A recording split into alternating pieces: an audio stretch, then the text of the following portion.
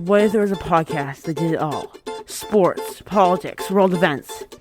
Well, that's what we've got. You're listening to C&C Talks.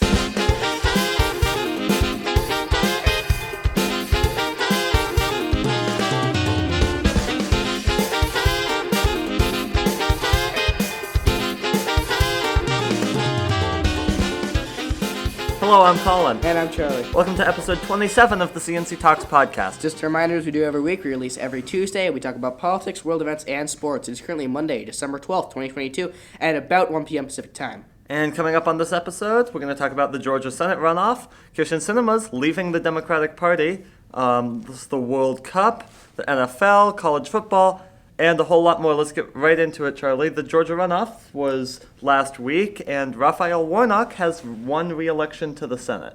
Yeah, this is hugely important because the Democrats now have 51 seats in the Senate. The Democrats have successfully defended every seat that they held. This is the first time since 1934 that a president's party did that in the midterms. Yeah, and 51 seats, as you mentioned, is hugely important because it allows them to have a whole ton of new powers, as we mentioned last week as well, like getting full majorities on committees, which means that it's easier to advance nominees to the floor, so Biden should get a whole lot more judges confirmed. It also means that they have subpoena power, something that they lost in the House, so they will now still retain some subpoena power, which means that theoretically, if they wanted to, they could form a January 6th committee in the Senate. I don't think that that's in the works, but they theoretically could do something like that. And of course, obviously, that's an extra seat guaranteed for them in the next Congress when they face a very difficult map. They have to defend seats in Montana, Ohio, West Virginia, Michigan, Wisconsin, Pennsylvania, Arizona, and Nevada. That's a tough map, Charlie. Yes, that is a very difficult map, especially that one in Montana. Especially that one in Montana, and then they really have no chances for pickups. Only real possibilities are Florida and Texas. And those are tough to get those are as tough well. either. Moving on, the Trump Organization has been convicted of tax fraud. Yeah, they could be fined millions of dollars for this. However, it does not actually hurt Trump personally. There will be no jail time for him attached to this conviction. Yeah, and you mentioned that it won't hurt him personally. It could, though, potentially result in further investigations into him personally, which may, at a later point, result in an indictment, potential conviction, and jail time for him. But none of that has happened None yet. of that's happened yet. There's a whole ton of investigations going on into him. This special counsel investigation into him seems to be moving along very quickly. Just a few minutes before we were taping this, the special counsel subpoenaed Georgia's Secretary of State Brad Raffensperger to appear before a special grand jury. Moving on, as we mentioned, Kyrsten Sinema has become an independent. What does this mean, Charlie? Sinema is one of the most conservative Democrats in the Senate. She was causing problems along with Joe Manchin to Joe Biden's agenda in the first 2 years of his presidency. She will still caucus as a Democrat, which will mean the Senate will stay 51-49 in favor of the Democrats. So why would she switch? So, yeah, I think that the biggest reason is, so she's up for re-election in 2024, and she's not especially popular in the state of Arizona, and the Democrats were very much planning a primary challenge of her. And this is a completely different situation from Joe Manchin, because a further left Democrat could win in Arizona, but in West Virginia, it would be pointless to primary Joe Manchin because West Virginia is a very red state. Joe Manchin's probably the only Democrat that could actually win an election in that state. But so she switched to avoid a primary challenge. So now if the Democrats run a candidate there, then she's running the risk of, or then the Democrats are running the risk of splitting that vote between Sinema and their further left person and potentially just handing that seat to a Republican. Which is definitely something that they don't want to do given the current state of partisan politics. Exactly. So really, as far as I can tell, it's just an attempt to lock up Sinema's seat. Yeah, that would make sense. Of course, with the splitting the vote is never something that you want to do in an election. Yeah. House has passed gay marriage legislation, which means that this is now heading to Joe Biden's desk. Charlie, 169 Republicans voted no, and I feel like there's just been a lot of attacks on the LGBTQ community recently. Yeah, that's true, especially from people who are further right on the political spectrum. You remember that shooting in Colorado a few weeks ago. Yes, exactly. And finally, here in politics, Volodymyr Zelensky, Ukraine's president, was named Times Person of the Year for 2022. Just a tremendous job that he's done in Ukraine, Charlie. Yeah, he's really been the force that's holding that country together. I don't. Very few people could have done what he's done, standing against a massive global power and really holding his own and keeping his country together. I mean, just the courage also. Yeah, he is absolutely insane. He definitely deserves that. Yeah. There were also, Charlie, a couple of coup attempts recently, which are never good. We'll start with the one in Peru. Yeah, Peru's president was going to be impeached, but tried to dissolve the Congress and declare himself as a dictator. The Congress impeached him anyway, and then he was arrested. So, failing in basically every way, that coup was. Yeah, basically every way. There was also one in Germany. This one, actually, with connections to some QAnon people, were about 30 people with ties to QAnon. They were arrested for attempting to overthrow the government. And Charlie, I feel like why can't we do this in the U.S., where not the coup part, but the actual immediate consequences after people have attempted a coup? Yes, thanks for the specification. But yes, I think that would be good if we could begin to stop these people from attempting to take over the government, for example, like January 6th. Yeah. All right, we're going to move on to sports in just a sec, but first, this is our second to last episode of 2022, our finale episode. Next Tuesday, we'll give a full review of the year, and then, of course, we're going to be off the next week for the holidays, and then we'll be back in the first week of January. You're listening to the C&C Talks podcast. Thanks for listening, everybody. Let's move on to sports, and the first couple of sports stories are more human rights things, and this one involves Brittney Griner, Charlie. Yes, Brittney Griner was released from Russia, involved in a prison swap. Russian arms dealer Viktor Bot, who was detained. She was detained in Russia for most of 2022 for having less than a gram of cannabis oil. Yeah, what do you think of this trade? Because there's been a lot of mixed reactions to it from people in the U.S. Yeah, I think it is important to get our citizens back from these countries, but I do start to wonder if giving up what we did give up was the right decision. Yeah, I mean, I feel like also, like, whether it's a good decision or not, hard to tell, but most of the people criticizing the decision are just the biggest hypocrites in this particular way. I mean, Trump released 5,000 Taliban soldiers. One of them is now the leader of the Taliban, and there was basically no comment about that. So, we've gone to the World Cup, and the first story about the World Cup is not actually about the games being played. It's about a very sad story where legendary American soccer journalist Grant Wahl has died in Qatar.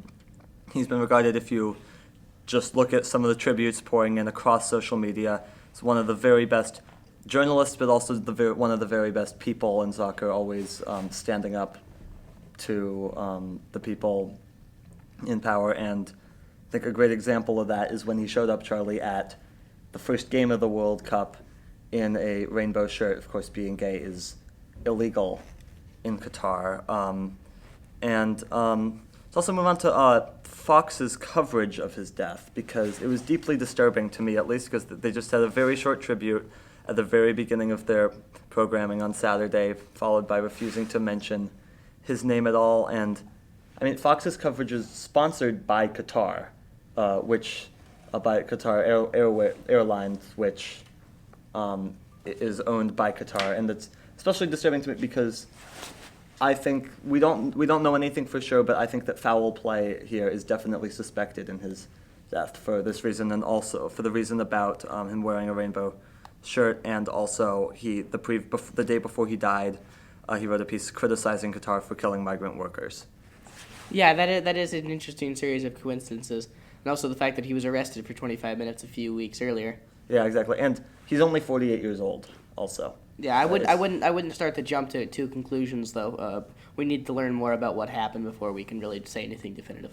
Yes, but if it does end up being some sort of foul play on the part of Qatar, I mean, I think that FIFA definitely has a lot of blood on their hands also for even holding the tournament there in the first place, after being bribed millions of dollars to do that. Let's move on to the games in the World Cup. Let's start with the round of 16 games that happened since we last had an episode. Yeah, Morocco pulled off an absolutely massive upset over Spain. It was 0-0, but Morocco won 3-0 on penalty kicks, and Portugal beat Switzerland. 3-0, yeah. We've gone to the quarterfinals. Argentina beat the Netherlands 4-3 in penalty kicks. Argentina led 2-0 with 10 minutes left in the game. The Netherlands, they managed to force extra time, and then 2 penalties with 2 goals. And Charlie, this has just been a great tournament. It has been. It has been a great World Cup so far. Yeah. Croatia, meanwhile, stunning Brazil in another game featuring penalty kicks, 4-2 in penalty kicks. It was 0-0 headed to extra time before Neymar for Brazil scored. He scored in the first period of extra time an insane goal before Croatia retied it in the second period of extra time. The next game, I'm going to let noted English fan Charlie talk about this one. In not a very big surprise, France has beaten England 2-1. England had a chance to tie the game with a penalty kick, but Harry Kane shot it directly over the net. There was actually a couple. Forget me if I've heard that story before. Indeed, there was. I called it too. Yes, there was a couple chances late. But nothing ended up coming out of that. France will move on to play Croatia. And Morocco pulled yet another upset, this time beating Portugal 1-0. So Morocco will play France, and Argentina will play Croatia. Yeah, those games Tuesday and Wednesday. What are your predictions for the semifinals? I think Croatia will beat Argentina, and Morocco will beat France. Okay, I'm going to go completely opposite you. I think that Argentina will beat Croatia and France will beat Morocco. I'm very much hoping for the other result, but... This tournament I'm is being just realistic. too weird so far to see. It has been very weird. And of course, the third place game next Saturday and the finals Sunday morning. Move on to Week 14 of the NFL season. Baker Mayfield goes to the Rams following his release by the Panthers. Rams quarterback Matthew Stafford's injured, but Baker, just 2 days after being claimed by the Rams, he led a game-winning drive. So is he for real for the Rams? It is actually surprisingly a possibility that he could really begin to be what we saw of him in 2019 and 2020 when he led the Browns to a couple of those in a couple of those years where he actually looked really good. But it is possible. I wouldn't say anything yet. He is only in his fourth year, I believe. Fourth or fifth, yeah. And but yeah, he's looked good, but I don't want to say anything definitive yet. But we'll see how he continues in LA. I mean, I'll put it this way though, it's one game, right? It was impressive, especially because he basically led an offense that he only learned 2 days prior to a win. But I feel like it's not like Baker hasn't had good games in his career. It's just that the majority of them have been bad games. And also it was the Raiders. And also it was against the Las Vegas Raiders. Other scores, the Bills beat the Jets. We've talked about both of these teams a lot. Are the Jets going to end up holding on to a playoff spot right now? They're kind of on the bubble. Yeah, Mike White looked banged up at the end of that game. He had a couple of really big hits. If they have to start Zach Wilson, I don't think they're going to go anywhere. It is possible, just depending on if they can hang on or not. I think the Bills are looking good. I mean, actually, the Chargers right now, as I'm looking, they actually have the tiebreaker over the Jets right now for that 7 spots. The Jets currently on the outside, looking in. But I don't think the Chargers are going to hold on either. Yeah, no, neither of these teams have looked very good. I'll say this, though. The Chargers have significantly underperformed expectations this year. The Jets have significantly overperformed expectations. And something that I will say is we've seen, at least for me, in this week and in the last few weeks, I've seen 2 teams, one in each conference, that have really started to just come out from the bottom. They've done really well recently, and they may be able to make a playoff run. And that's surprisingly the Lions. They've looked amazing in the last few weeks. And Jacksonville just had an absolutely massive win over Tennessee. Those 2 teams could go on a run towards the end of the season and maybe sneak in. Get to that in just a second. First, the Bengals, they beat the Browns 23-10. It was another bad game for Deshaun Watson. And Burrow finally beat the Browns. Is this just rust that we could expect after coming off of not playing since 2020 for the obvious sexual assault reasons? Or is this actually something more to be concerned about that we should expect to continue for a long period of time for Watson? I do think it's just rust. He hasn't played in a very long time. He looked quite good up until, of course, all of the sexual issues things happened. But He looked good before that, and I think he will eventually return to form, but I think it is too late for the Browns this season. Yeah, but I mean, we could potentially see them make a decent push towards the postseason next year if Watson can, get back in game form. And I think that, I don't think that the Browns should have gotten him in the first place because of the issues, but I think that now that the Browns are stuck with him, really just use the next few weeks to tune him up, right? Get him just back into the rhythm of things, low pressure. The Cowboys, they barely held on against the Texans. Is this actually a cause of concern for Dallas? Absolutely huge concern. The Cowboys, this always happens to the Cowboys. They underestimate a very weak opponent, and then they lose, or they almost lose. Prescott didn't look very good. They couldn't really get the run game going. They're, in fact, very lucky that they ended up winning that game. Dak had an interception within the 10-yard line with about 4 minutes left. I didn't see how they got the ball back, but I think they're very lucky that they ended up winning that game. And then, as you mentioned, a couple of big upsets. The Lions, they beat the Vikings. The Jaguars beat the Titans. You've talked a little bit about the Lions and the Jaguars, but talk about the other side. How concerning is that? Because if we look at the Titans, they seem to have a fairly strong hold on that number 4 seed, but that gap between the Jaguars and the Titans is closing. And on the other side of that, the Vikings still holding strong on that number 2 spot in the NFC, but the 49ers are closing in. Yeah, and they'll pretty clearly win the division, but still, is this concerning? I don't think so. I think it was really just a bad week for Minnesota. I think they're fine. I would be more concerned about Tennessee. Tennessee just looked horrible throughout that game. Jacksonville has had moments this season where they've just played great. And if we could see more of that, I really think that they could really start to move towards the playoffs next year. I would be very surprised if we don't see them in the playoffs next year. But you're conceding your bet this year. Oh, yeah, no, obviously. All right. I've actually, in fact, already paid my friend. You already paid up. Yes, okay. I did. The Eagles just crushed the Giants. The Giants collapsing before our eyes. Yes, they have looked not great in the last few weeks. I think they're just going to continue. I think they may lose out. Wow. Okay. The Ravens without Lamar Jackson, they managed to beat the Steelers, and we know that the Steelers are not a great team, but does this show that maybe the Ravens can actually hold pace with the Bengals? They're both now 9-4. It is possible, but we can't forget that the Steelers, for a good chunk of that game, did not have Kenny Pickett either. That is true. They had to rely on Mitch Trubisky. That is true. The Chiefs beat the Broncos, and there's a lot to unpack in this game because it was a lot closer than it probably should have been. The Broncos had a pretty big comeback at the end, falling just short, but the main thing is that the Broncos are now eliminated from postseason contention, and they still have 6 years left of Russell Wilson. And Charlie, we've kind of discussed this a little bit, but I'm really struggling to see any sort of path forward for the Denver Broncos. Yeah, they looked actually pretty good at some points in this game. They had a couple touchdowns within a span of a few minutes. The Wilson injury really took them out of that game. But I will say, I think they had a chance at some points in this game, but yeah, it's going to be a real tough next few years for the Denver Broncos. They don't have a lot of draft picks. They have a quarterback who just can't seem to figure out what he's doing. They have a ton of injuries at the moment. And they could potentially have Wilson play backup quarterback, but he's still going to be on your payroll, and you've got to get a quarterback, and by the time that you get another quarterback with Wilson, you're running out of cap space to use on anybody else. Yeah, because you're gonna have to pay Judy. You're gonna have to pay Cortland Sutton. Yeah, no, this does not seem like a team that can go anywhere for the better part of the next decade.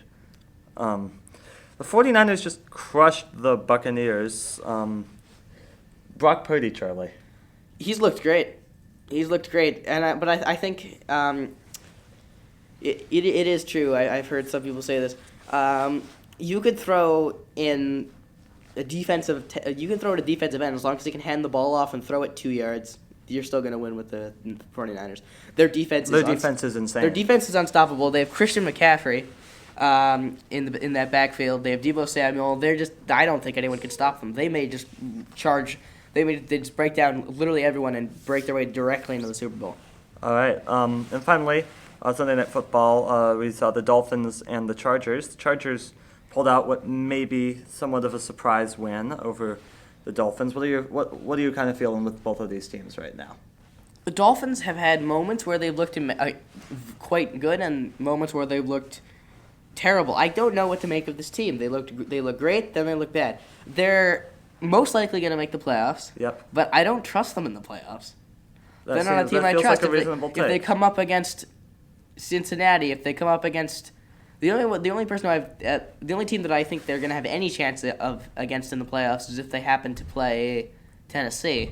Yeah, and I mean, I feel like this season it's just not that big of a step forward for the Dolphins. They've kind of been hovering right on the bubble for the last 3 seasons. And considering who they have, they should be doing a lot better than this. Considering they have Jalen Waddle, Tyreek Hill, And a quarterback Tua that can throw Tagovailoa. it, yeah.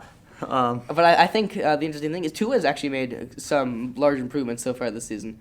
Yeah, also taking place after we tape, obviously before this episode came out, was Patriots-Cardinals, so we'll of course discuss that game next week, as well as all of next week's games on our season finale. This week's Thursday night game is going to be great, though. What is it? It's 49ers Seahawks in Seattle. Oh yeah, of course I know that because I'm going to it, so I'm Hey, stupid. have fun at that game, man. I'm stupid, but moving on to the MLB offseason. It was a big week at the winter meetings this week. Maybe the biggest deal, Charlie. Aaron Judge has re-signed with the New York Yankees for 9 years, $360 million. Talk about the Yankees as a team, because they're managing to keep around players, but I haven't seen them get better, and that's what they need to do. It is. They already have a quite solid lineup. They do need a little bit of improvement, and we haven't seen them do that so far, but I'm very surprised that they've kept the team that they already have together. Yeah. Xander Bogaerts, he's now signed with the Padres for 11 years, $280 million. The shortstop market, really the entire market, is really hot this year. But how good are the Padres right now, and can they contend with the Dodgers? They can't contend with the Dodgers. I do see them making the playoffs, and we know what happens to the Padres in the playoffs. Well, yeah, but I also kind of feel like once you get in, you have a shot, because baseball is unpredictable. Right? It's like, if you're hot at the right time, you will go far in the playoffs. That is true. They could be good. They could be really bad. I don't really know what to say about them. Yeah. Wilson Contreras signed with the Cardinals, 5 years, $87 million. So the Cardinals getting a nice replacement for Yadier Molina.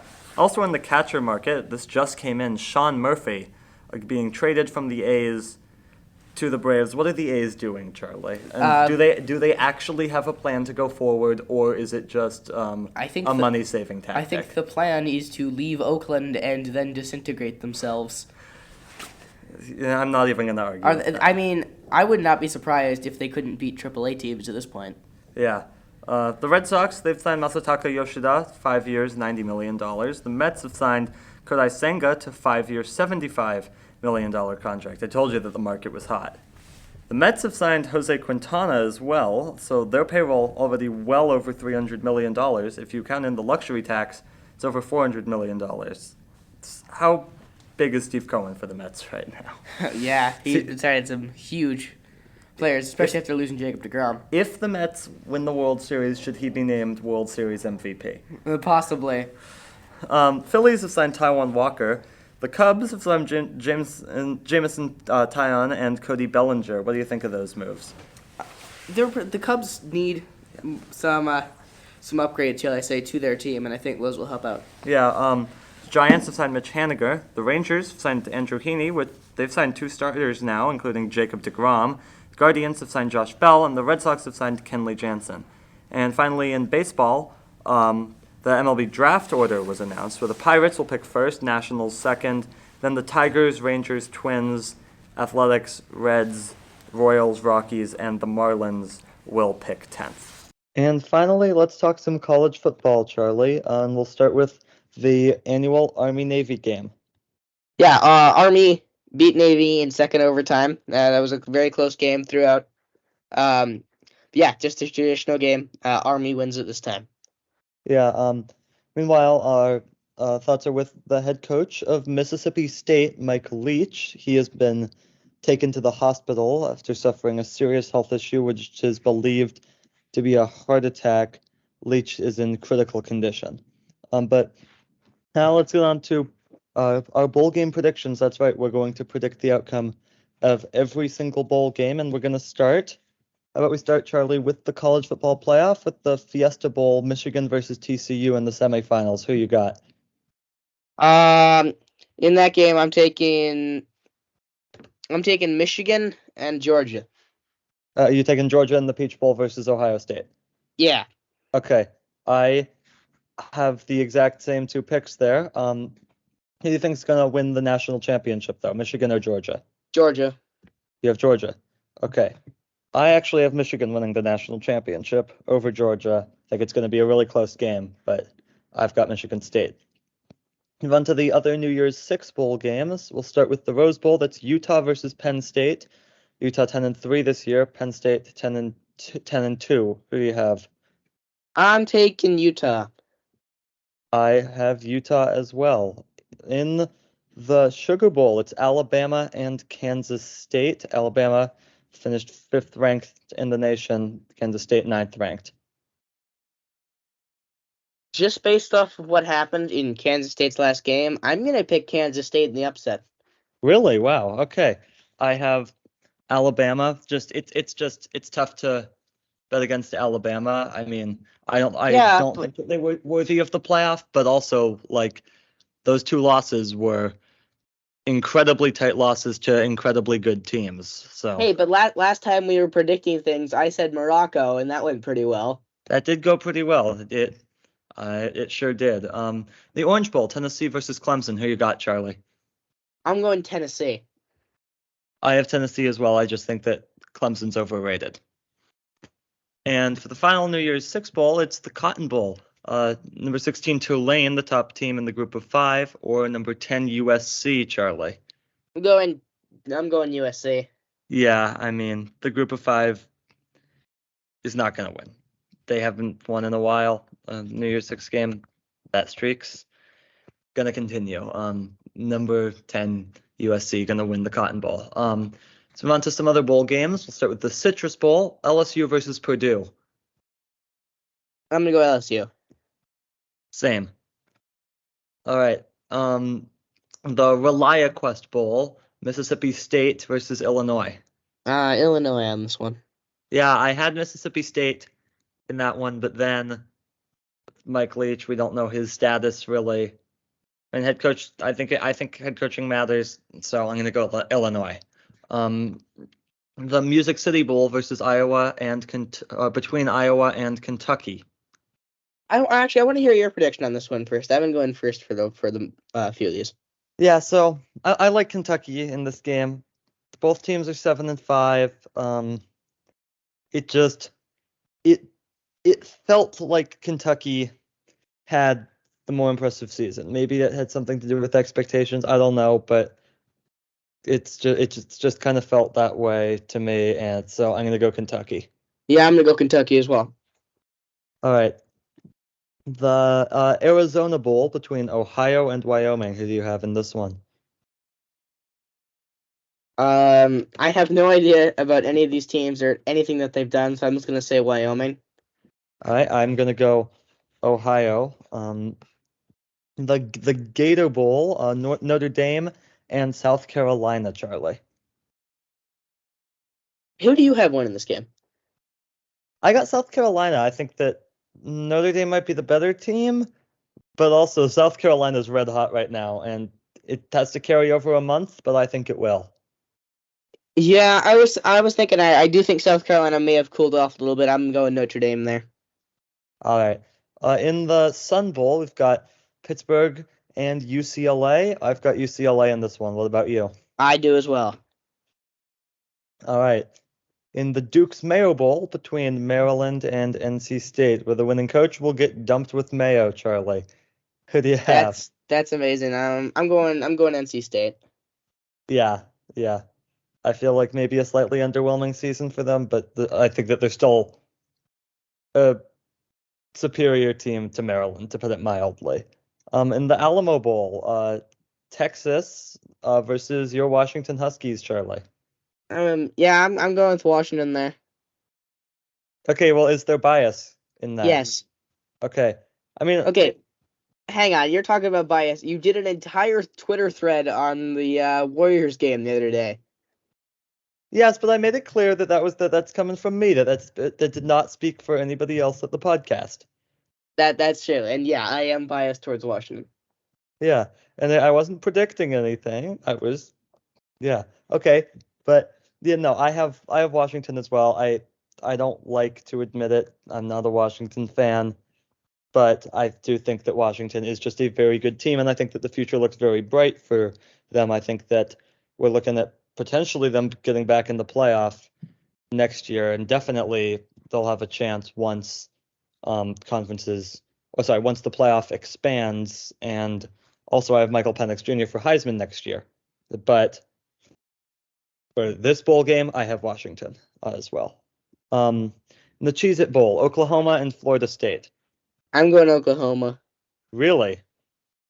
I think- honestly, most of these teams I don't really know a lot about. I didn't really follow very much of this college football season. So for a lot of these, I'm just 50-50 guessing. Yeah. No, I have Florida State. Oklahoma, a bad season. Let's just put it that way. But still good in the bowl game. They can get their trophy, I guess, if they win. The Pinstripe Bowl. This one at Yankee Stadium, actually. In Syracuse and Minnesota, Charlie. Again, I don't really know here. I'll go Minnesota. I will agree with that. The Texas Bowl between Texas Tech and Ole Miss. I've got Ole Miss, Charlie. What about you? I do as well. I just haven't seen enough from Texas Tech to think that they can beat Ole Miss. Yeah. The Holiday Bowl, North Carolina and Oregon. What do you think? I have Oregon. They had a couple bad losses this year, but I do think they're the better team. Yeah, I mean, I think Oregon's the better team. I also think that they can't win when the lights shine the brightest. And they can't win a bowl game, I think. I've got North Carolina. In the Liberty Bowl, Charlie, Kansas and Arkansas. Again, I don't really know anything about this. What do you think? I've got Arkansas, but I think it's going to be a good game. All right, I'll just go with it. You're going. I'll go Arkansas as well. All right. The Military Bowl, UCF and Duke. I'm going to go UCF. What about you? I am as well. All right. In the Guaranteed Rate Bowl, Wisconsin and Oklahoma State. They took over the White Sox. Now they're taking over bowl games. We need to stop them. Okay. Yep. Your pick. Again, I'll go Wisconsin here. All right. I will choose Oklahoma State. On the Birmingham Bowl, Coastal Carolina and East Carolina. I'll go Coastal Carolina because I knew that they were playing in the championship game last week. Yep, same. It did not end well for them in that one, but I think that it'll end better for them in their bowl game. In the First Responder Bowl, we've got Memphis and Utah State. I got Memphis. What about you? I agree. I got Memphis in that one as well. All right. Buffalo and Georgia Southern in the Camilla Bowl, I think is how you pronounce that one. I got no idea. I don't know. I don't know any players at all from these two schools. So what are you thinking here? I'm gonna go Buffalo. All right, I'll just follow you. All right, the Quick Lane Bowl, Bowling Green and New Mexico State. I've got Bowling Green. I have Bowling Green as well. All right, San Diego State and Middle Tennessee in the Hawaii Bowl on Christmas Eve, Charlie. I'll go San Diego State again. Now I don't know a lot about either of these. Yep, I'm gonna agree there. Missouri and Wake Forest in the Gasparilla Bowl. Again, I'll go Wake Forest. I'm just using this. Same. I'm just going with the schools that I know slightly more about. Same. The Independence Bowl, it's got Houston and Louisiana. I'm going to go Houston, despite a somewhat disappointing season from the Cougars. Charlie, what about you? I'll go Houston as well. I think that I don't think Louisiana is going to end up winning that game. I'm going to go Houston. Yeah, and the Armed Forces Bowl between Baylor and Air Force. I got Baylor, Charlie. I have Baylor as well. Yeah. South Alabama, Western Kentucky, playing in the New Orleans Bowl. I've got South Alabama. You? Yeah, I'll take South Alabama here. And what about in the Boca Raton Bowl, Liberty and Toledo? I'll take Toledo on that one. All right, I will choose Liberty. In the famous Idaho Potato Bowl, it's Eastern Michigan and it's San Jose State. What are you thinking? Okay. Other than the first 10 or 12 games, I know basically nothing about most of the schools. I'll just go San Jose State. I will also go San Jose State, although that's completely random. I don't know. The thing I know about that game is that it's going to be played on the blue field in Boise, Idaho, and that the trophy has potatoes in it. Is the Cheez-It Bowl trophy a Cheez-It? No, but it's like a cup that's filled with Cheez-Its, basically. Nice. And the coach in that one also gets dumped with Cheez-Its. Well, I don't know if the winner of the Potato Bowl gets dumped with potatoes, but So are we does that mean the winner of the Jimmy Kimmel Bowl gets to hang out with Jimmy Kimmel? I don't know, but I'm sure that he will be at the bowl game. We'll get to that game in just a sec. But first, the Myrtle Beach Bowl between Marshall and UConn. What are you thinking? I'll go Marshall here. They beat someone. They beat someone earlier in the year. I don't remember who it was. They beat Notre Dame. Oh yeah, that was who they beat. Yep. The Frisco Bowl between Boise State and North Texas. I got Boise State. Yeah, I do too. Nearly winning the Mountain West Championship there, but ending up falling short. SMU and BYU, they're playing in the New Mexico Bowl. I've got BYU. I have BYU as well. Yeah. The Lending Tree Bowl, because that's a bowl game that exists. Got Rice and Southern Mississippi. I'm just going to schools that I actually have heard of before. I'll go Rice. I've got Southern Mississippi in this one. Rice barely getting into a bowl game this year, just squeaking by. The only team under 500 to make a bowl game this year. Well, the Jimmy Kimmel LA Bowl, this is Washington State and Fresno State, Charlie. I've got Wazoo. What about you? Yeah, I have Washington State as well. Getting near the end here, Oregon State and Florida in the Las Vegas Bowl. I don't know. Oregon State had a couple of really big victories towards the end of the season. I'll take Oregon State. Yeah, that's kind of what I'm feeling too, which is leaning me in that direction as well. In the Fenway Bowl, so we got Cincinnati and Louisville. In a very odd twist, the Louisville coach is actually leaving to go to Cincinnati. Who are you picking here? I'm taking Cincinnati. Yeah, completely agree. Cincinnati also now about to join the Big 12 at the beginning of next season.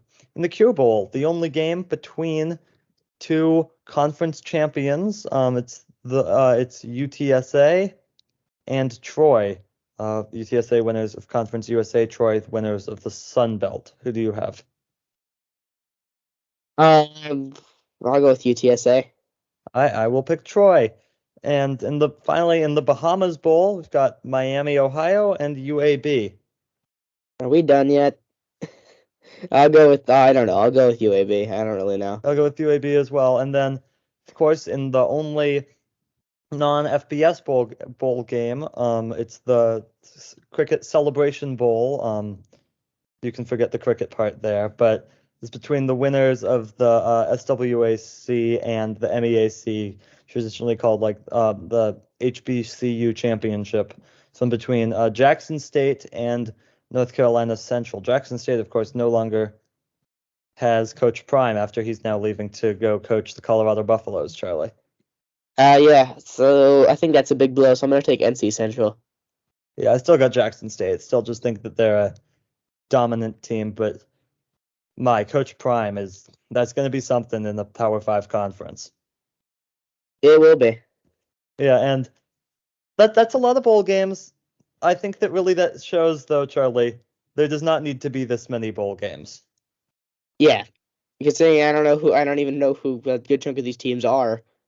Exactly. Just not necessary. It's going to do it for this episode of the podcast. So be sure to subscribe. We have new episodes coming out every Tuesday, available everywhere that you listen to podcasts. Also visit our website, cctalks.net, which has everything that you need to know about the show. Call us with your questions, 360-389-2630. Again, that's 360-389-2630. Also, make sure to follow us on Twitter at CC Talks Podcast. For our producer Morris, our production designer Zach, and our proof editor Drake, I'm Colin. And I'm Charlie. See you next week.